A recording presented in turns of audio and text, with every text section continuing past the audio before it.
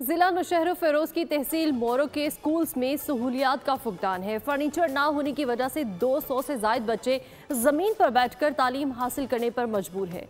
मजीद इस बारे में जानेंगे नुमाइंदा बोल न्यूज़ तैमूर अहमद राजपूत से। जी तैमूर।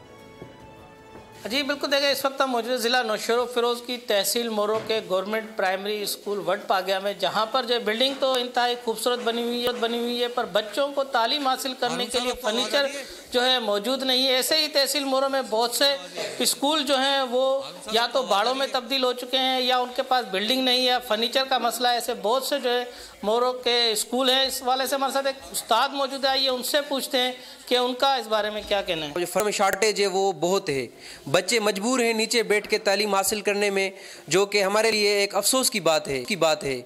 हमारी एडमिनिस्ट्रेशन से, इंतज़ामिया से यही रिक्वेस्ट है, यही गुजारिश है कि हमें फर्नीचर की कमी दूर की जाए ताकि ये मासूम बच्चे ऊपर बैठकर तालीम हासिल करें। उनका गवर्नमेंट ऑफ पाकिस्तान से यही मुतालबा है कि उनको फर्नीचर मुहैया किया जाए ताकि जो ये बच्चे हैं मुस्तकबिल के मेमार हैं, पढ़कर मुल्क और कौम का नाम रोशन कर सकें।